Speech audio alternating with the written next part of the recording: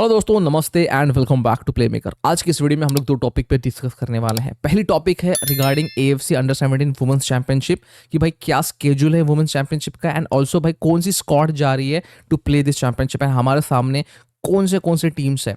And the second news is regarding Arsene Wenger's visit to India to set up a centre of excellence. यहाँ पे Arsene Wenger जो है FIFA के chief of global football development है, तो वो India आने के बाद में जो सेंटर ऑफ एक्सेलेंस सेटअप होने वाला है उससे इंडिया का क्या फायदा हो सकता है, उसके बारे में हम लोग पूरा यहाँ पे डिस्कस करने वाले हैं। तो वीडियो को अंत तक देखना, बहुत मजेदार और इन्फॉर्मेटिव ये वीडियो होने वाली है।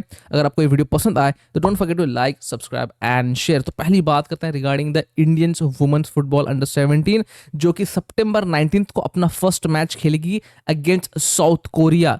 आई नो यहाँ पे भाई ये जो ग्रुप बनाया गया of India, it's very tough. हर टाइम यार इंडिया का ये साल तो है ना, हर टाइम इंडिया को बहुत टफ ही ग्रुप मिल रहा है, क्योंकि अंडर 17 को भी बहुत ज़्यादा टफ ग्रुप मिला है। सितंबर 19 को हम लोग साउथ कोरिया के साथ में खेलेंगे, सितंबर 21 को हम लोग थाईलैंड के साथ में खेलेंगे, और सितंबर 23 को ईरान के साथ में खेलेंगे। If you look at this three teams, भाई ये वर्ल्ड कप खेलने वाली टीम्स हैं, क्योंकि हमने देखा इनकी सीनियर टीम जो है वो जाके वर्ल्ड कप खेलती है, उनकी youth team and youth setup भी बहुत तगड़े होते हैं।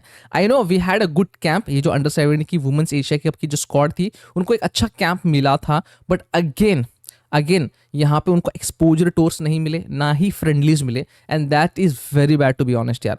ठीक है, ऐसे बोल सकते हो यहाँ पे कि जो एक चांस लगता है मुझे कि AFC under 17 women's Asian cup में ये टीम जा सकती है, बट अगेन भाई यहाँ पे if you don't play against the best, आपको यहाँ पे बहुत कम ही ऐसा मौका मिलता है कि जहाँ पे आपको ऐसे बड़ी बड़ी टीम्स मिलेंगे। बट अगेन अगर आप अच्छे टीम्स के साथ में नहीं खेलोगे, अच्छे टीम्स के साथ में एक्सपोजर टूर नहीं करोगे, तो ये टीम्स को बीट करना मुझे ऐसा लगता है थोड़ा सा डिफिकल्ट है। एंड ऊपर से it's a hostile environment in Buriram Thailand. हमने देखा भाई किंग्स कप में कि कितना बड़ा फैन बेस है ऑफ थाईलैंड, तो it's going to be very difficult and challenging for all this under 17 players. तो यहाँ पे प्लेयर्स की स्क्वाड भी बाहर आ चुकी है। तो यहाँ पे आलिशा औरम है, खुशी कुमारी, काम्बी छानू, हिना खातून, विक्षित बारा, थॉबी सना है, अखिला राजन है, आर्या है, सोनिबिया है, ललिता, मेनका देवी, जूही सिंह, बबीता कुमारी, शिलजी शाजी, शिवानी तोपो, शिवानी है, सिंडी है, रेमी थॉक्चम है, सुलझना राहुल है, अंजना चनू है, खुशबू काशीराम, पूजा एंड प्रिया छेत्री है। तो आई जस्ट होप यार this girl get good exposure too, because यहाँ पे सीन ऐसा है कि it's very difficult to win against this kind of teams, but I just hope they play their best and यहाँ पे एक अच्छा रिजल्ट निकाल के ला सकते हैं। I know it's very tough to beat them, at least एक डिसेंट रिजल्ट निकले तो it will be very good exposure for all this kids यहाँ पे। तो लेट्स होप कि भाई हमारी टीम जो है बढ़िया करें, एंड लेट्स होप कि भाई यहाँ पे जो हमारे कोच है प्रिया पीवी, कि उनकी सीवी भी बहुत तगड़ी है। तो आई जस्ट होप कि भाई यहाँ पे एक डिसेंट टूर्नामेंट हो ये अंडर 17 गर्ल्स के लिए, जितना थोड़ा सा मुश्किल लग रहा है, but again let's keep hope on this young women's. Let's see कि क्या करके दिखाते हैं। The next big news is regarding Arsene Wenger visit to India in October. उन्होंने अपने इंटरव्यू में बताया कि भाई ये जो विजिट होगी maybe October last week तक हो सकती है। एंड जब उनको और भी क्वेश्चन पूछे गए कि भाई कैसे आप इंडिया में डेवलपमेंट करना चाहते हो, उन्होंने बताया कि इंडिया में डेवलपमेंट करने के लिए प्लेयर्स की कमी नहीं है, because we have a big pool of players. But again यहाँ पे ज़्यादा प्रेफरेंस क्रिकेट को दिया जाता है, बट अगेन क्रिकेट को नीचा दिखा के यहाँ पे फुटबॉल ऊपर नहीं आ सकता। दोनों जो स्पोर्ट्स हैं इंडिया में वो ग्रो कर सकते हैं, but it will take a bit of time. And बोलते हैं कि एक थोड़ी सी कोचिंग एजुकेशन की ज़रूरत है इंडिया में, वो देने के लिए वो आ रहे हैं। थोड़ा सा इंफ्रास्ट्रक्चर और इंप्रूव करना पड़ेगा, वो सब चीज़ें करने के लिए वो इंडिया आ रहा है। तो यहाँ पे इंडिया को रियलिटी में अगर एक सेंटर ऑफ एक्सीलेंस बनता है तो श्योरली क्या यहाँ पे बेनिफिट्स हो सकते हैं इंडिया को।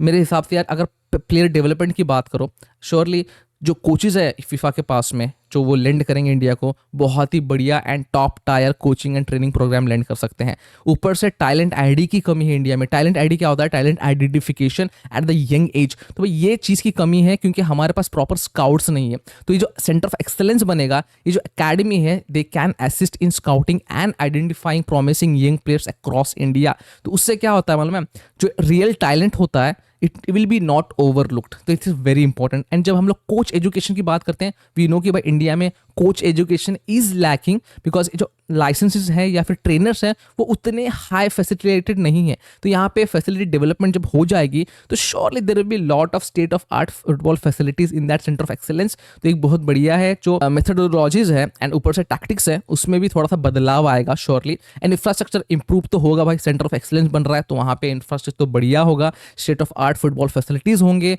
स्टेडियम्स होंगे, ट्रेनिंग सेंटर्स होंगे एंड अकेडमीज होंगे।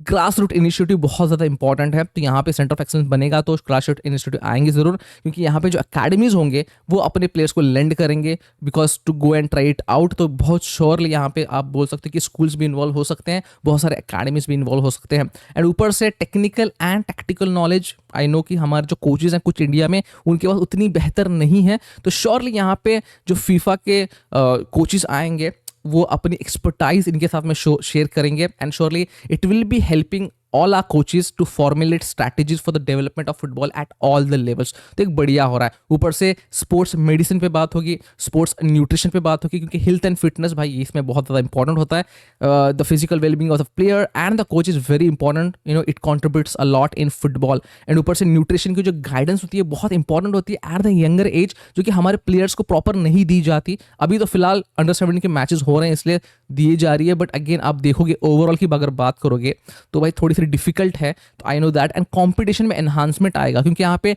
श्योरली यार जब सेंटर ऑफ एक्सेलेंस बनेगा तो वहाँ पे प्लेयर्स श्योरली ग्रेजुएट होकर बाहर निकलेंगे, तो लीग को बहुत ज़्यादा फायदा होगा, उसकी वजह से लीग जो है डेवलप हो जाएगी। अगर आप ग्रास रूट प्रोग्राम की वजह से बात करते हो, जैसे मैंने बार बार बोला कि यूथ डेवलपमेंट बहुत इंपॉर्टेंट है, तो लोकल स्कूल के साथ में कोलैबोरेशन आपको देखने के लिए मिलेगा, लोकल कम्युनिटी के साथ में कोलैबोरेशन आपको देखने के लिए मिलेगा। It will establish kind of a youth football program and it will help identify then and nurture talent in my opinion. तो भाई कोलैबोरेशन एंड जब पार्टनरशिप आ जाती है, जब इन्वॉल्व होती है you know in football, it will build relationship, and जो private sector you know involvement होगा वो ज़्यादा होगा मेरे हिसाब से।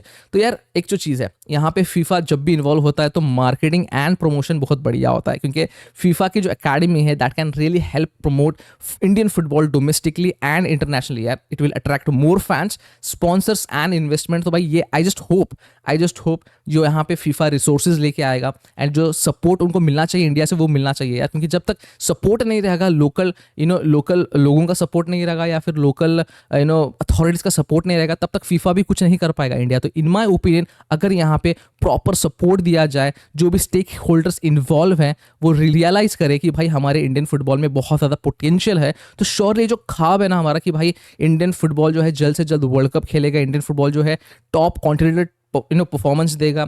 हमारे जो AFC एशियन कप होते हैं, अंडर 17 हो, अंडर 20 हो, अंडर 23 वॉटेवर कैटेगरीज में हम लोग टॉप परफॉर्म करके दिखा सकते हैं। तो let's see hope for the best कि क्या होता है, देखने में बहुत ज़्यादा मजा आएगा। आई जस्ट होप कि आर्सेन वेंगर आए एंड इंटेंसिव वर्क हो on the centre of excellence and local authorities help करे, AIFF हेल्प करे। So in the future we don't have to keep crying कि हमारे पास बस वही set of players है, we'll have a vast pool of players and it will be very enjoyable।